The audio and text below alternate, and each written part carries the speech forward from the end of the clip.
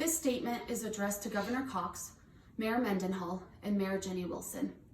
Last year, to honor the victims of the Srebrenica genocide in Bosnia and Herzegovina, you and/or your administrations signed a proclamation declaring July 11th as Srebrenica Remembrance Day.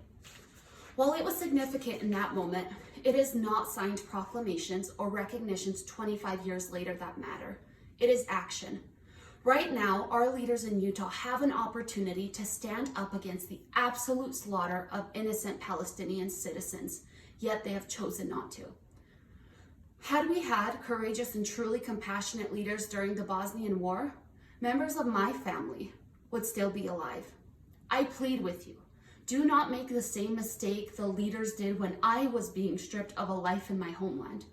Do not later say, we support you, never will this happen again, because you will have had an opportunity to take action, but instead you stood with the oppressor. To Governor Cox and our local mayors, we do not need your signatures. We need you to have courage and stand with the Palestinians. Put your words of justice, peace, and freedom to action. I want to remind you what the proclamation you signed meant. Your signature meant you would never allow the slaughter of an entire people to happen again.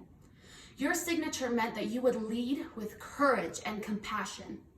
Your signature meant that you were responsible to come to members of the affected communities and hear from them, listen to them, and listen to their pleas and cries for help. Your signature on this proclamation, above all, meant that I, as a Bosnian American Utahn whose family's homes, history, and community were stripped from her, had the right to hold you accountable. To hold you accountable to commit to your moral obligation as a leader, as a parent, and as a human. We recall the victims of Srebrenica as victims of a genocide today. However, we did not always. The same hesitancy, misrepresentation, and Islamophobia that are present in the conversation surrounding Palestine today were very alive before the Srebrenica genocide, and efforts continue to this day. It is easy to hear me and my people now, but when we needed it most, there was utter silence. I plead with you, stand. I plead with you, make your signature and promise to me and the survivors of Srebrenica count. The youngest victim of Srebrenica was 6-month-old Miliha Dogic. Her tiny coffin is buried along with the other nearly 8,000 grave sites. Governor Cox and mayors, my people are still digging for the remains of our family members. Do not force my Palestinian brothers and sisters to continue to endure the suffering.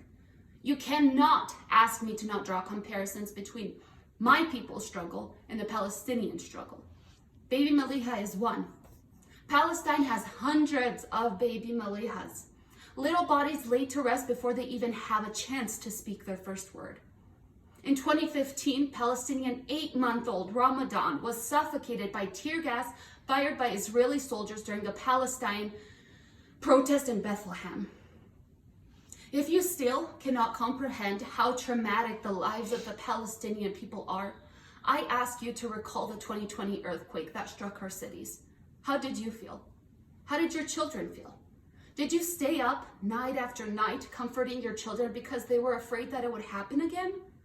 That the roofs would cave and their homes would come in? I know I did. Our children are not meant to experience trauma. Can you then imagine how the children and people of Palestine feel as missiles that can wipe out entire blocks drop over and over and over again, each one bringing them closer to death? So yes, Mr. Governor, yes, Madam Mayors, I will hold you accountable. We will hold you accountable. Your signature means nothing without action. Change your statement.